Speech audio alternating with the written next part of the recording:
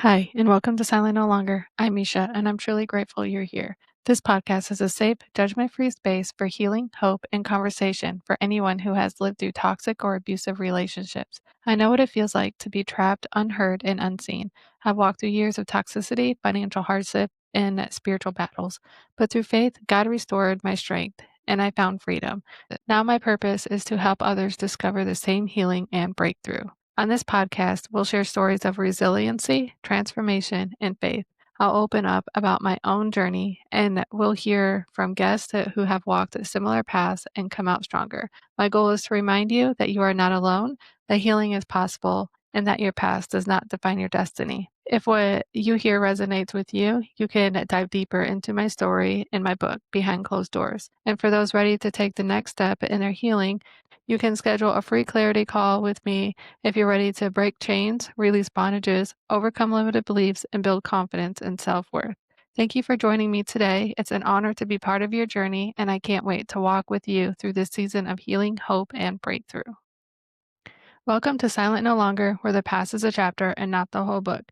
Today's guest is Liz, someone who spent 20 years in a high conflict marriage before finally seeing the truth reflect in her daughter's eyes. When they asked why she hadn't left, she realized that staying wasn't courage, it was fear. Now remarried and thriving, Liz has transformed her experience into purpose. As a founder of Open Space Mediation, she helps hundreds of couples navigate calm, structured divorces, showing that ending a marriage doesn't have to destroy your family or a sense of self. Thank you for joining us today, Liz. Thank you so much for having me. I'm really happy to be here talking to you. Um, Yes, I'm so excited today. yeah, You just want to start by telling us a little bit about your story? absolutely. Yeah. So I I have a story that's, probably not that different than a lot of women's stories. I I met my ex-husband when I was in my mid-20s. He was about 9 years older. Well, he's still about 9 years older than me. And I was in graduate school. I was studying music, and he was he was getting his PhD, and he was a scientist, and he had benefits, and he was also British, so he had a very fancy British accent, and he just seemed like a dream. Do you know what I mean? Compared to Yeah. the stoners and musicians that I was dating, and, um, so we started dating, and it was kind of a whirlwind sort of romance, you know what I mean? And he seemed Mhm. super duper into me, and I was like, "Oh my goodness, he thinks that I'm amazing. What a wise young man. He thinks I'm awesome. He sees me for the catch that I am." And, he did, all of the things that you read about, later, Mhm. you don't know about at the time. He put me on a pedestal and Yeah. really, like, kinda sucked me into this sort of narrative and wined and dined me and brought me flowers and just treated me, like I was God's gift, and I'd never been treated like that before, and I was just so compelled, and it was so intoxicating, right? Mhm. And I was like, "This is incredible. I need more of this." Yeah. He didn't really tell me right out the gate that he was married, um, Oh.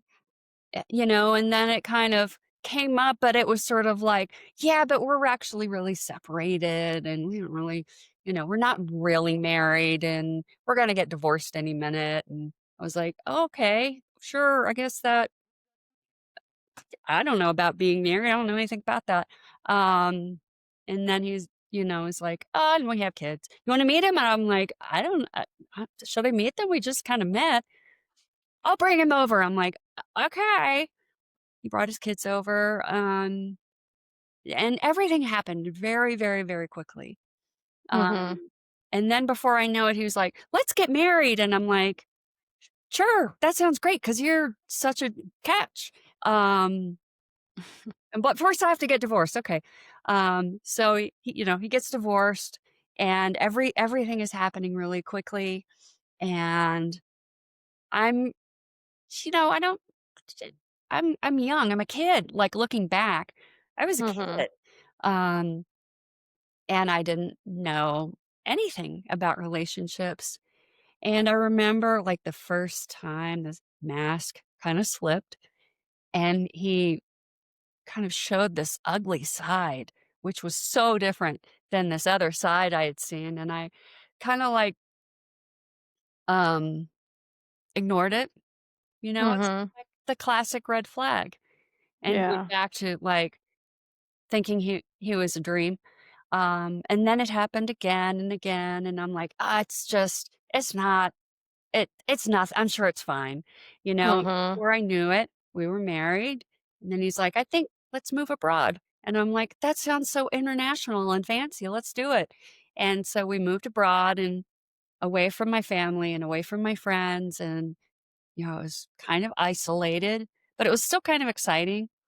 And Mhm. more and more, I started seeing this other side of him, um, and by that point, I was, like, good and married and kind of away from my support system that I was used to, um, and eventually had children, and when I had children, it makes it makes your connection even stronger, and it makes it even harder to leave, right? Especially Mhm. that person is the breadwinner, and they're more authoritative than you are, older than you are, and they are more controlling, right?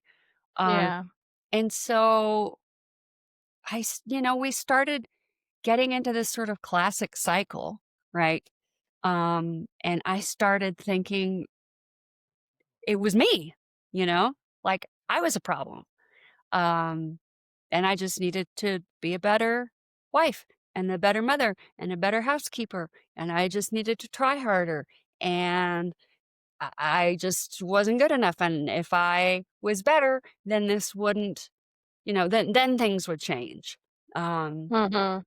and even though in my heart I knew it wasn't really that, it was easier for me to take that on than to try to change him, 'cause I knew I couldn't do that. Mm. Um, That's a good way of putting that. I never thought of it like that. yeah, like, I know I can control my I can't control that, but, I'll just keep being better and better and better, and Mhm. I'll make this work. I'll just force it to work, and of course that doesn't work, right?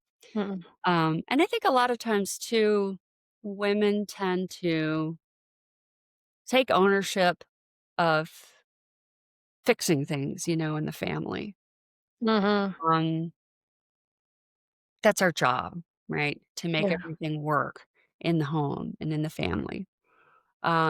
And especially if it's the difference between doing that and chaos and having, your children get yelled at and for there to be sort of violence.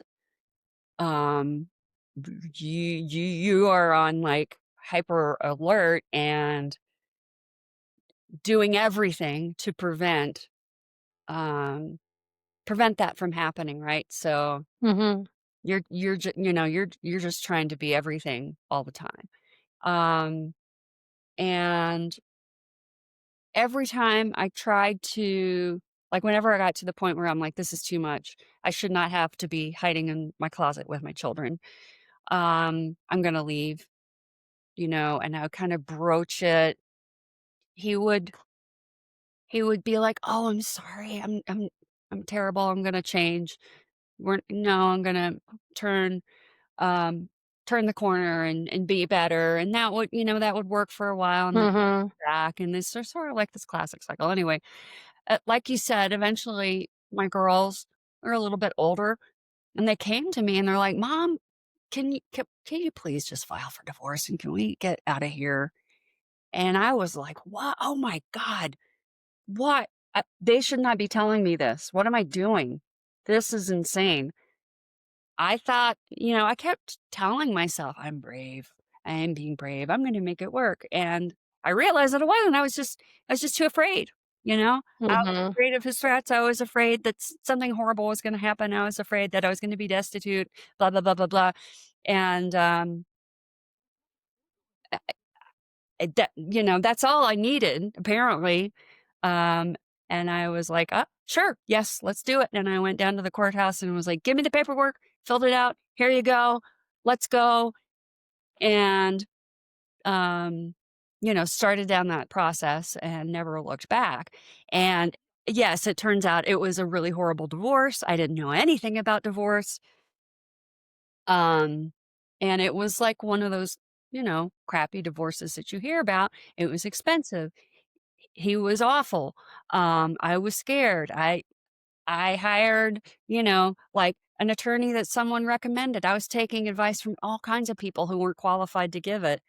Um, uh, we spent so much money that we should not have needed to spend, because we were scared and we were angry and we were distrustful and we didn't know what was going to happen and we didn't understand divorce law. And we're people with advanced degrees. You know what I mean? Yeah. But we were so dysregulated and scared and angry that we were just like, whatever, just take our money, please, because we don't want to be in this position. Um, and it was a nightmare. Um, and that experience was terrible. It was like one of the worst experiences of my life. Looking back, I am glad I hired an attorney because he did, Mhm. you know, even though he was actually kind of abusive too, he was kind of mean to me and treated me like shit. Um, he helped me, you know, get a better deal than I certainly could have gotten on my own, right? And I learned a lot about the process. When I finally got through, I had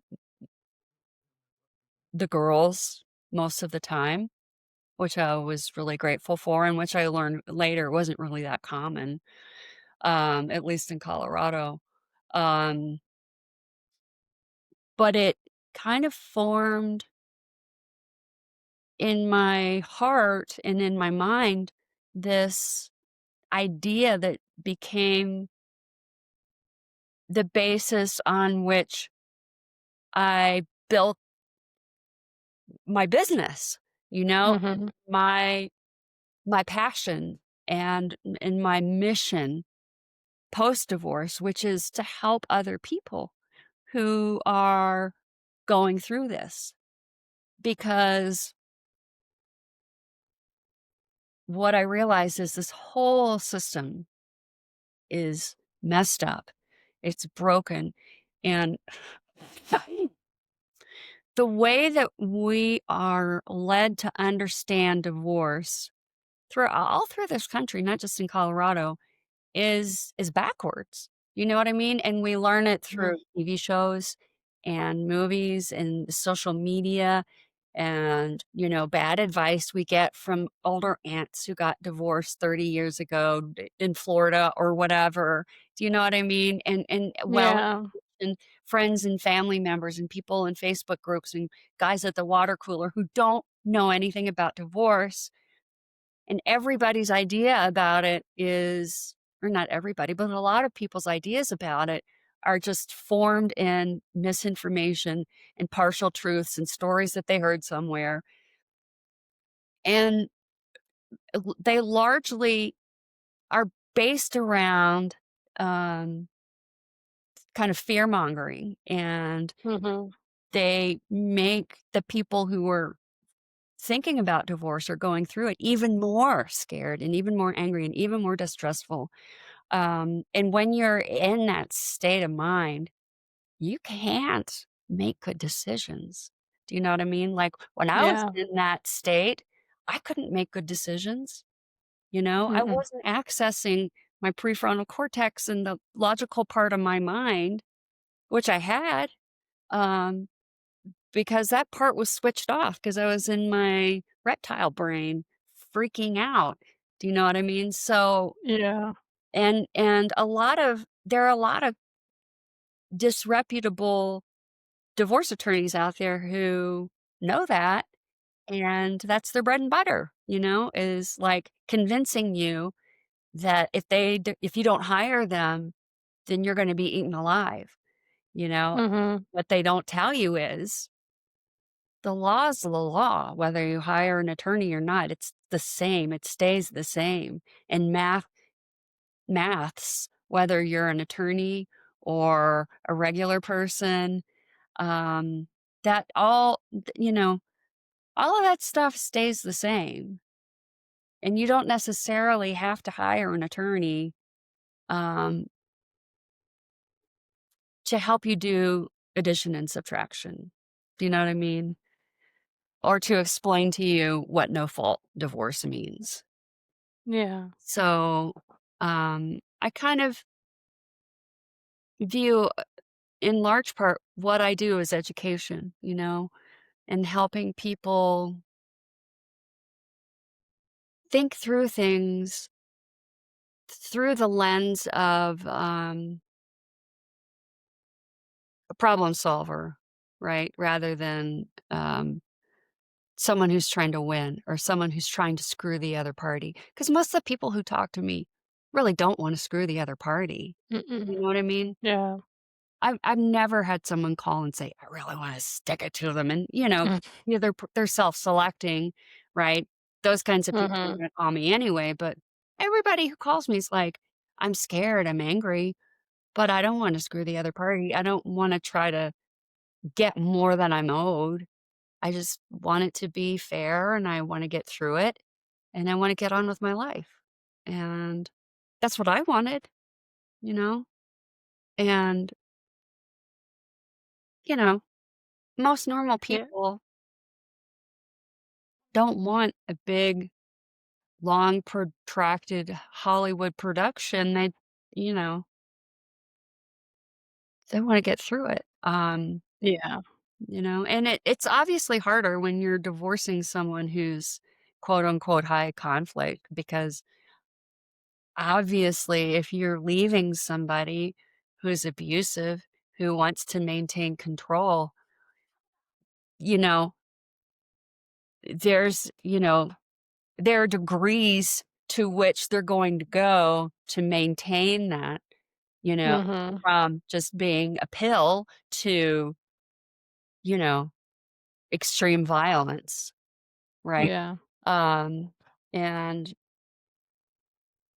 sometimes, I talk a lot about how not everybody needs an attorney. There are some people who 1000% need an attorney to keep, Mhm. and that's a very important thing to be able to discern, you know, when you're starting off on that path because you have to be really safe if you're leaving somebody who's controlling and abusive and violent, even if they're not physically violent, it can move that way, of course, and all the statistics about domestic violence bear that out. Yeah. But yeah, for me, that whole experience of being married to someone like that and divorcing them was not something I would want to wish on anyone, Mhm. mm, but it helped me in a lot of ways, you know, um, move into this new phase in my life, even though it was hard, you know, to switch careers in my 50s, that's not easy to do. And it's helped me connect with so many people and help so many people. Mhm. It's allowed me to do something that I wish somebody had helped me with because Yeah. it's going through it, you know.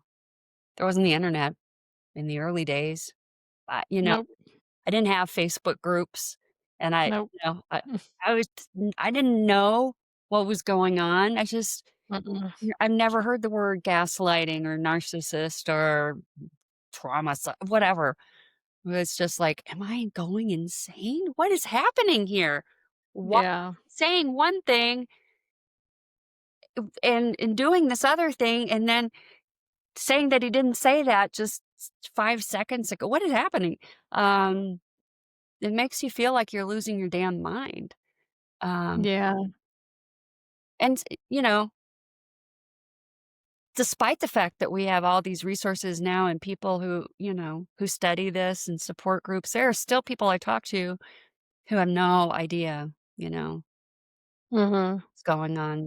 And when they're telling me stuff and I'm like, "Oh yeah, I bet he does this and does this happen too?" And they're like, "Oh, how do you know that?" I'm like, "'Cause that's a pattern, it happens a lot. It's called, this or that." And they're like, "Oh my god." And you can just see them lighten up because Yeah. finally somebody gets it. Mhm. Um, yeah, Yeah. sorry, I'm I was the same way. here. Yes. No, I was the same way, I had no clue, but I grew up around it, so I didn't know. But Mm, my kids' dad, he was more of, controlling, um, it was more of a controlling, yelling and screaming, calling you names, mm, throwing things, cheating on you, but making you feel like you're crazy for thinking that way, that sort of thing. mm. Um, and then my ex-husband was more of the, "Am I crazy? What is happening?" Everything was under his terms, and I don't know, it was just 2 completely different things.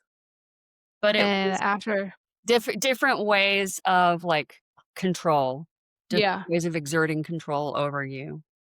Mhm. All of a sudden this And I myself, I didn't know what was happening because I grew up around toxic behavior. mm, So to me, I just thought it was normal, and then after a while, I was like I can remember I was texting a friend of mine, I was like, "I think I'm crazy." He's like, "You're not crazy," and I knew him, like, my entire life growing up. We, oh, like he just messaged me one day on Facebook, he's like, "How are you doing?" I was like, "Something's wrong. I think I'm crazy." and And he's like, was there "What?" something specific that happened that made you feel that way? Remember? It was just like I can't even remember, like, specific things, we just always thought I was crazy. We would have conversations, and they would end up in circles. Yeah. It came to the point where I had to record our conversations every single time we would talk to one another because I had to go back, and it was hours, Yeah. and hours, and hours, and I would listen to it, and I'm like, "Oh, yeah, I remember that," because he would be like, "Oh, give me a specific thing I said, and exactly what day I said that." Mhm. And I'm like, "What? I don't remember." And I've noticed that if somebody says something to me, if I'm talking about something, and they'll be like, "Well, when did that happen?" And I notice as soon as they say that, my brain shuts down. Oh, interesting. Yeah. Yeah, and I'm like, I couldn't tell you." And I literally couldn't tell you. I can remember, like, where I was at, what I was doing at the moment, but the conversation, I couldn't tell you. It's You I don't should know, it's like almost dissociate. that phrase. Yeah. What did I say or what did I do? Yeah. I don't know, my brain must go in panic mode, and I didn't even realize that until just now, so it's so interesting whenever I'm doing these, podcasts and we get talking, I'll talk about something, I'll be like, "Oh my goodness, that happens." Yeah. That's so I don't even realize it. yeah, I remember that happening too, like, just around and around and around and around, and you're Mhm. like, "Wait a minute, you just said blah, blah, blah, and now you're saying Yeah. blah, blah, blah." And if you try to logic it out, Mhm. and they're like, "No, no, no, you're remembering it wrong," or "That's not what I said, Mhm. Yes. it's in my mouth," and I'm like, Mhm. "Oh, I'm not." I remember going out and buying one of those little tiny recorder, whatever, tape recorders. Mhm. For that reason, it was, like, before cell phones had Yeah. that thing. For that reason, because I'm like, "This does not happen with anybody else. There's Yeah. something going on." And also, if this is happening with somebody who's smarter than you, um, it's even easier for you to think like, maybe he's right. He must be right.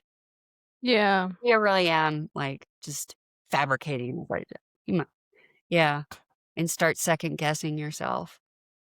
Um, Yeah, and we couldn't have a conversation without him saying, "Stop trying to counsel me."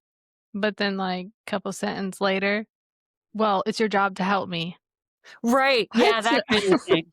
Yeah, exactly. So How does this this make all sense? this what do you yeah, and if you don't have the wits, the somebody to teach you how to deal with that kinda nonsense, Mhm. you're it feels like you're drowning, Mhm. Yeah.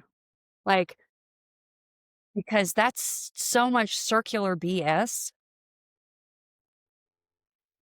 that there's, like, ninja level players at, Mhm. that it's very, very easy to get caught up in that and then feeling like you just can't get out of it, right? Like, this happened Mhm. to me and a lot of my clients were like, just this today, this woman was like, I ended up having this conversation, I don't even remember what it was about, but it was 2 hours, and I Mhm. couldn't make it stop. I could not walk away from it, I and I didn't wanna be in that conversation, but I didn't know how to get away from it, and it's Yeah. like, that's really common, and Mhm. the more it happens, the harder it is to break that cycle. How did Ye you how did you how did you break that cycle?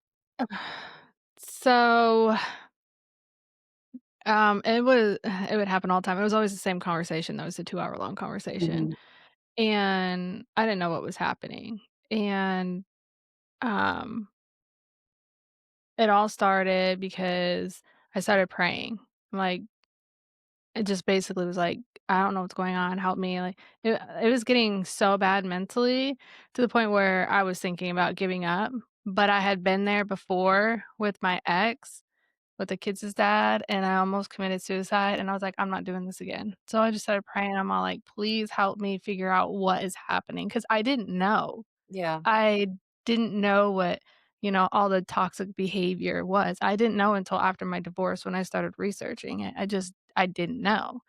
And, well, God told me to quit my job, which I fought him on for about 6 months, and I finally quit, and he took me through a 6-month healing process of teaching me, I call it toxic one-on-one behavior. mm, Like, I shut down.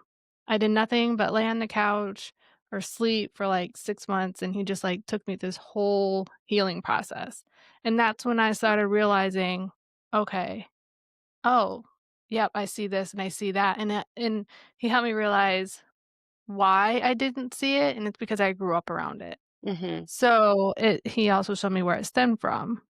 So then I started connecting the behaviors, because my mom and my relationship wasn't good growing up, mm, and she was going through her all of her stuff in life, so it was very toxic atmosphere. So I noticed a lot of things that was happening in my relationships happened between me and my mom. So mhm, I just thought it was normal and how people who loved you, yeah, basically treated you. So I didn't know. So when he took me through that whole thing, I didn't wanna give up hope. Like, "Okay, well, at least now I know what's going on. Maybe I can fix it." Yeah, here we are, trying to fix things. yeah, So then I continued to try fixing it, and just kept praying and kept praying, um and there was a lot of other things that went on, that I was dealing with, and one of the things was my ex-husband was addicted to porn really bad. oh, So, like, we never had sex unless he wanted to, and then he would degrade me about it, oh, and that really killed me inside because I was molested growing up, and I was taught that sexual behavior was love. So I was all sorts of confused, Mhm. and that just tore me apart. Ugh. So then I had to go back to praying, and I was like, "God, what is wrong with me? Why doesn't anybody love me?" Like, I was to that point, like, my entire life, I feel I was like, "Nobody's ever loved me. Like, why doesn't anybody love me? What's wrong with me?" And Ugh. he told me, he's like, "Let me love you. Let me show you what love is." So I did, and he broke the chain of having to have, somebody be sexual toward me to feel loved, um, just showed me what it was like and what it would feel like for somebody to love you. And then somebody gave me, um, I think it's called The Boundaries book by Lisa Turk, I think it is. Yeah. I read the first 3 chapters of that. I really need to finish reading it, but I read the first 3 chapters and it was like my life to a T. Oh, wow. And so then I was like, "Okay, boundaries." So then I worked on boundaries of all these people in my life who were just like so toxic and running me over, and all of a sudden, all these people started leaving. I was like, "Oh, okay." Look So at now I know what toxic behavior is. Now I know what love is. Now I know what boundaries are. And I just went from there. And then I was trying to figure out my marriage. I'm like, at this point, goodness, I don't know how long we were married, like 7.5, 8 years by this time. Mhm. So, um, we were still fighting a lot, and it got to the point I was like, "Okay, I'm done with the whole healing journey." I kept praying to God. I was like, "Is it time for me to go back to work?" And this one weekend, he made me really mad, so I applied for a bunch of jobs on a Saturday, and by Monday, had, like, 6 interviews, interviewed for, like, 2 weeks, started working the next month, and I had a really good paying job. And then, so I started working, but I put all of my money into my own bank account because he was putting all of the extra money he was making, and like he was getting paid cash and he was just putting it in his safe. So I Mm, had no access to it, but he had his retirement money and that paid for the bills and the food. So it's like that was the only money that was going into the bank account, mhm, but he drained our savings account and he always made sure that there was no money in our checking account. And I knew when he started doing that, he wanted out of the marriage. mhm, That right there, just listening to him over the years, because he was married 3 other times. And he had, I ask a lot of questions because I'm a question person to get the, try to figure out the puzzle pieces. And so I realized what was happening and I was like, okay, so I need to start preparing. And that's why I thought it was kind of interesting. And you said that sometimes you don't advise people to go to a lawyer because I have always gone straight to a lawyer. I mhm. made a plan because I always started, that's probably like a year before I took action. Good. I'm Yeah. like, You're what do I need to do? What is my plan? mhm, What is happening? And how can I do this as quick as possible? mhm. And I didn't even realize that that's really what I was doing until here a couple weeks ago, I was having a conversation with somebody. Yeah. But yeah, so I put all of my money into my bank account, Mhm, and after a month of working, he's like, "Are you getting paid?" I was like, "No, I'm working for free." He's like, "Well, there's no money going in the account." I said, "Well, of course not." I said, "It's going in my bank account. You have all your extra money to yourself." So I put all my money in my own account. By the time that I filed for divorce, I had $20,000 saved up, and then I went to a lawyer, and I told her, I said, 'cause I had never been married before. mhm, The kids' dad and I weren't married. So I was like, "Well, what can I do?" The house was not in my name, but, so I was like, "Can I buy him out of his mortgage? Is that an option?" She's like, "Yeah.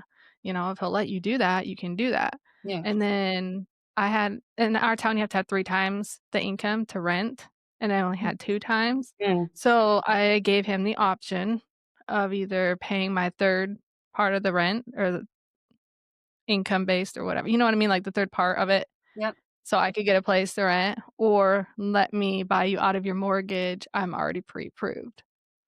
And, well, which one's a better option for somebody who loves money? They're gonna let me buy you out of their mortgage That's because awesome.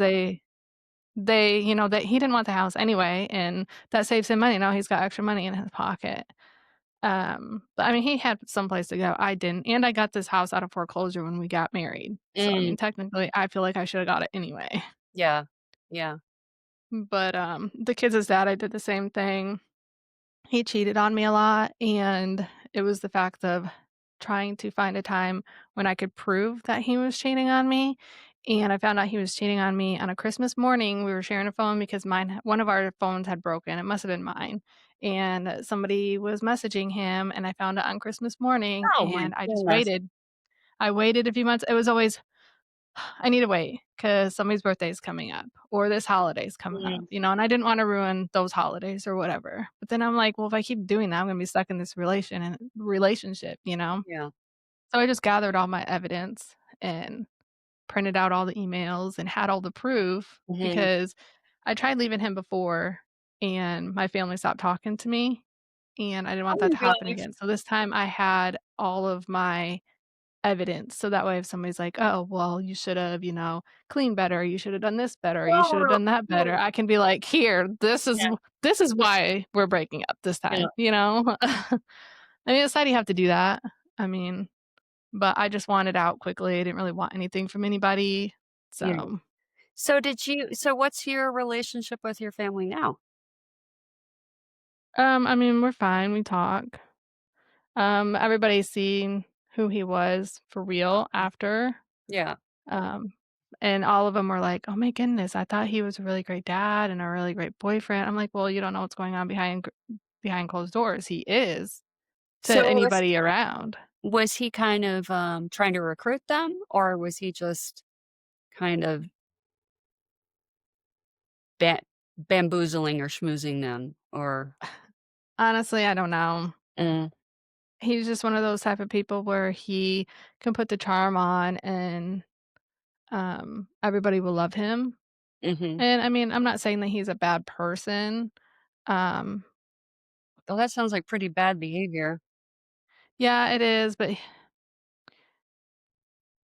I think a lot of it has to deal with how he grew up, what he saw when he grew up, because I don't know, now he's in a marriage and I think it's kind of not really funny, but it's like he's in a marriage and he's being treated the way that he treated me.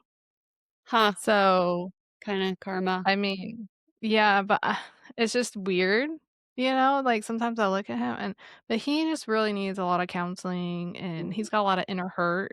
mhm, I'm not saying that that's an excuse for somebody to treat other people badly, of course. but I do feel like it depends on how, because you can have 2 people grow up in one situation, Uh-huh. and those 2 people will be completely different. Yes. One may grow up to be a very toxic person, and Yep, the other person may grow up to be very loving, but people pleaser. yep, You just have to you have to you have to go through the healing to mm, be able to break whatever cycle you picked up. yeah, Does that that's make sense? I have twins, and they are as different as chalk and cheese. Uh-huh. They're like, one of them is extremely damaged by her experience, um, and the other one is also damaged, but has coped with it in a different kind of way. And then my third is younger, and she's like,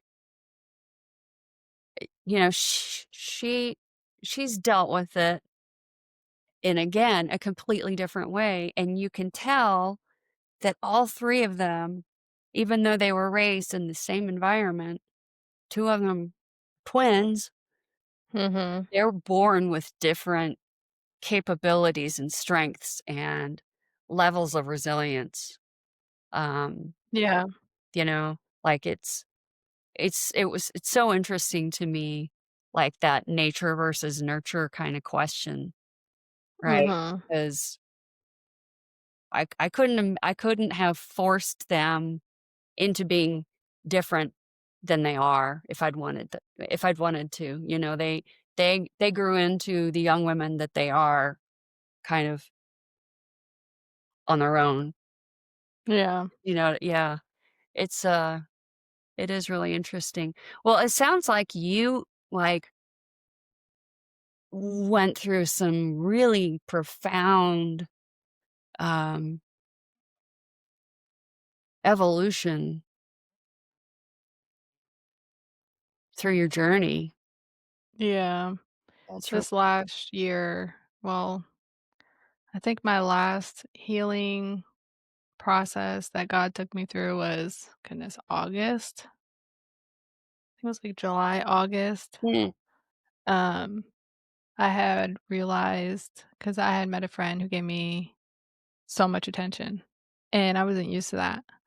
I never had anybody give me attention in my entire life, and I latched onto it and realized that my kids were like, "Oh my goodness, it's like you're addicted to him," and I kinda was. I was addicted to somebody giving me that much attention, mhm, and then we stopped talking for a few months, and it broke me, but in mm, a good way, because it took me through, like, a deep healing to my roots.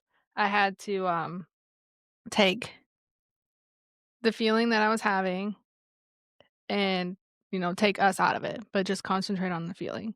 Why am I having this feeling? yeah, Where is it coming from? And why is it affecting me the way that it's affecting me? yeah. So I It's went through that. a really, like, unique way of self-reflecting. Mhm. Yeah, and I realized that Great, I thanks. guess I had, like, the attachment Mhm, portion of I didn't even know what that was. And I was like, "Oh, that sounds like me." yeah, 'Cause it really was, but I don't know, I went through, because I never really went through healing anytime. Because after I would leave the toxic relationship, like, after the kids' dad and I broke up for 6 months, I couldn't even function. mm, Nobody was there to tell me what to do. It was the first time, like, I didn't have somebody tell me what to do, whether or not it was I'm doing something right or wrong or I need to do this now. It's hard to function and know how to function after you've been in a relationship for so long like that. yeah, People think that they really realize that, but they need to know that it's okay to take that time. for sure. And just because they're feeling that way doesn't mean that they're crazy Yeah, and or, there's something wrong with them yeah. because it's not. It's just y Well, I mean, you you're have this huge sort of structure in your life, like, Mhm. that's telling you how to be, what to do, how to look, you know, completely controlling what you do with your life, and then it's gone, and then you're like, "Who am I? What do I do? What do I say? How do I spend my time? What do I like?" Yeah. Yeah, that's, like, extremely, um, unsettling. Yeah. It's gotta be. So were you raised, like, going to church or with a strong faith, or how did Um, so I've always known who God was, and so my ex-husband used to tell me because I died when I was a baby, and he's like, "Maybe you went to heaven and met Jesus, and that's how you always knew Hmm, who he was." And because I mean, I always felt like there was somebody there protecting me, being there I could talk to, but I mean, I went to church a little bit off and on, but nothing real serious. hmm. We didn't pray at home or anything like that. I just did. So, I So don't you have, know. like, a very But special connection. yeah, Mm, and then we got married and we moved to the South. In the South, mhm. religion down here is a whole 'nother world than it is Whole up another north. world. Yeah, totally. Yeah. So I that's when I really got into it and really started, um, getting into my faith. I mean, I did a little bit after the kids' dad and I broke up. I got a Bible, and if you'd see my Bible now, it's like got a whole journey of just life and healing in this Bible. It's all written up and everything, and then after my last divorce, I completely felt like I lost God.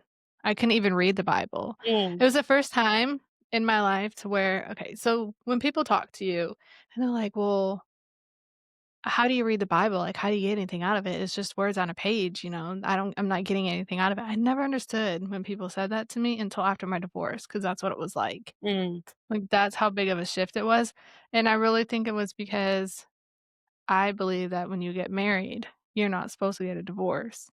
Mm, So that really I think it kinda did something to me with my faith for the longest time until, I don't know, I went through my whole healing thing, and then I realized I don't know. I don't think God really wanted me in the relationship to begin with, but I wasn't listening to him, made up the excuses, it's stress, it's this, it's that, but yeah, I don't know.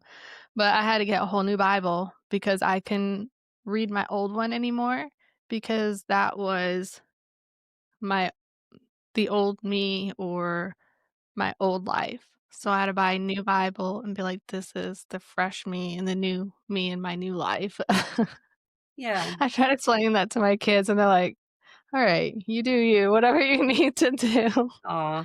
But, yeah, so Well, that's awesome that you had that personal faith and relationship that helped you navigate that path yeah, through that whole experience.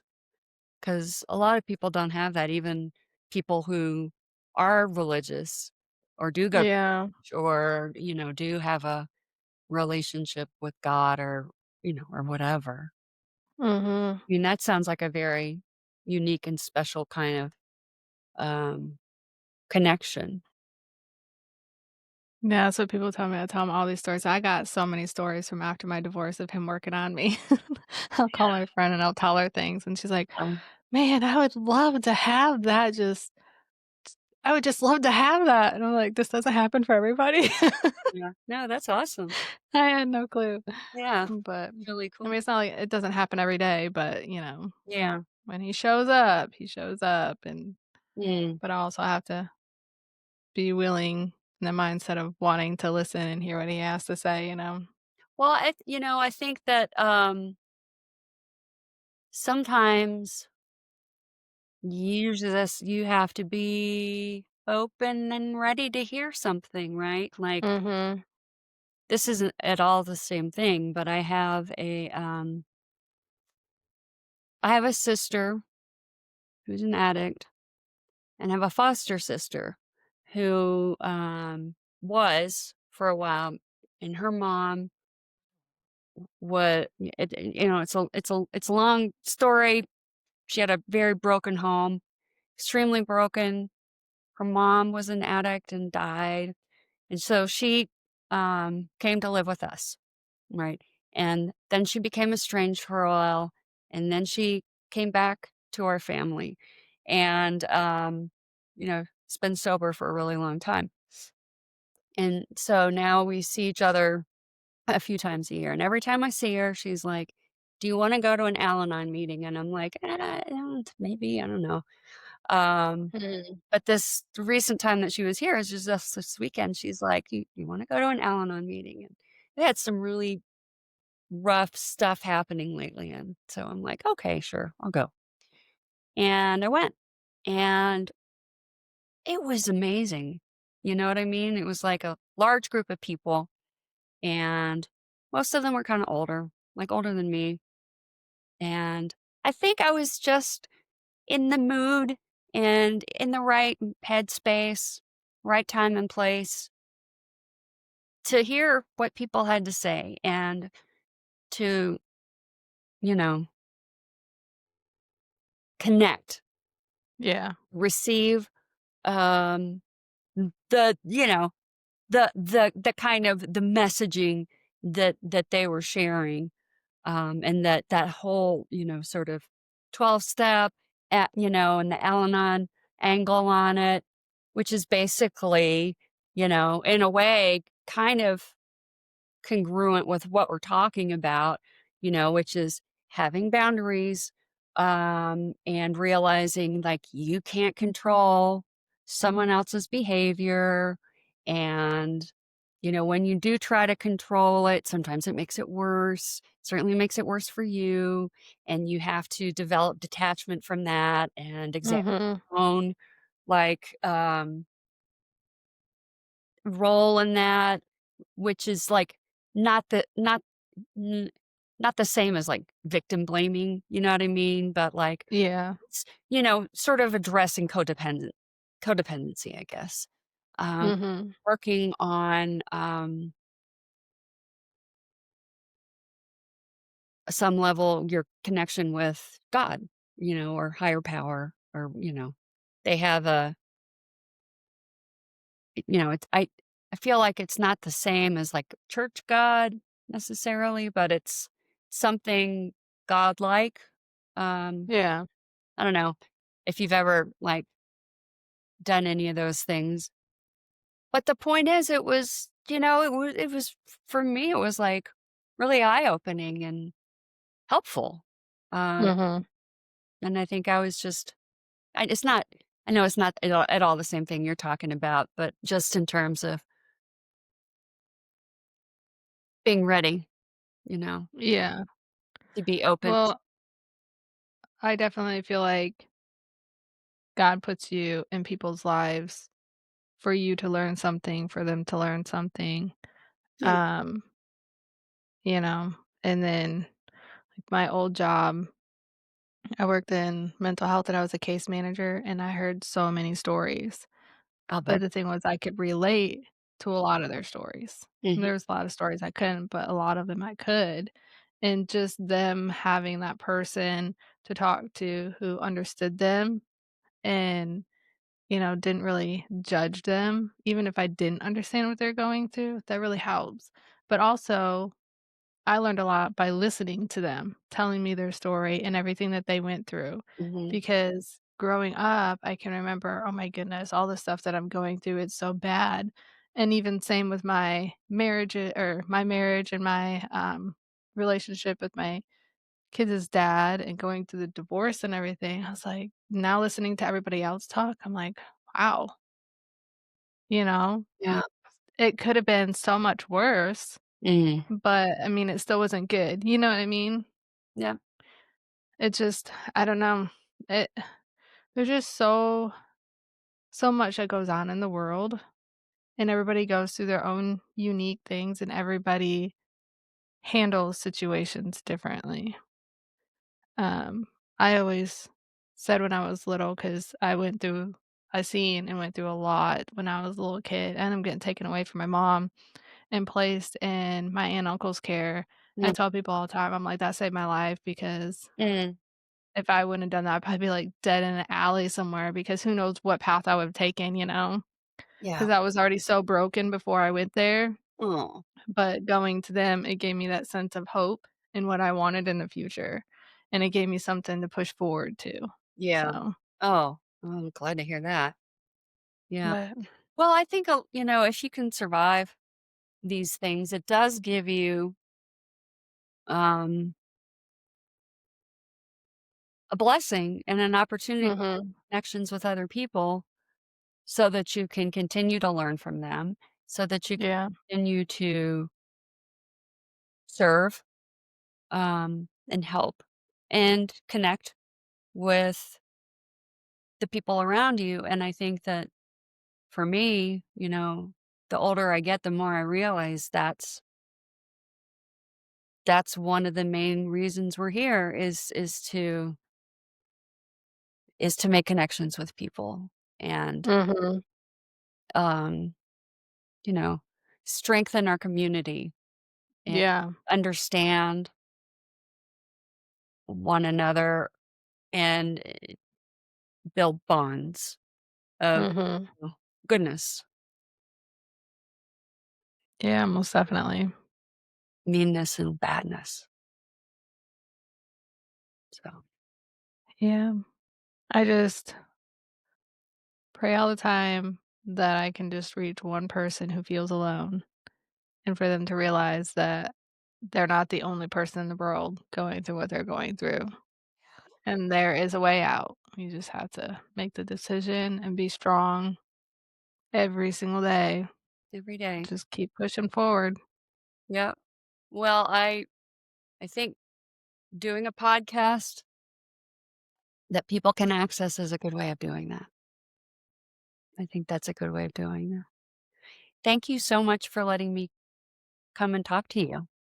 Absolutely. Is there anything that you wanna, share with people about yourself, about your mission or anything, how Well, to reach you?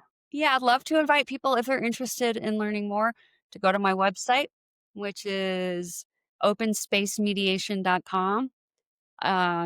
If anybody ever wants to talk, they can go there and find my email address or a link to my calendar. And, you know, we can chat. And I always love hearing from people. I have resources that I can share if you're thinking about divorce or if you need a safety plan because you're thinking about leaving someone that you're scared of leaving. Um, yeah, yeah, that's probably it. I'm pretty easy to find. Um, Well, I think it's amazing that you're doing that because so many people that I've talked to, that's their scariest part is leaving and not knowing how to do it or where to get the help or how hard it's gonna be, and yeah, so, yeah, I think it's that's very great. scary. It is very scary. Mm. Well, Alright, well, thank you.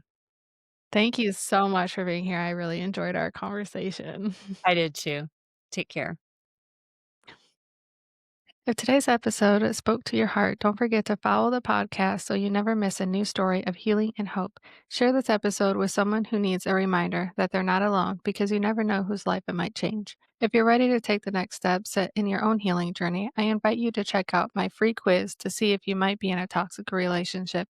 It's a powerful first step toward clarity and freedom. You can also schedule a free clarity call with me if you're ready to break chains, release bondages, overcome limited beliefs, and build confidence and self worth.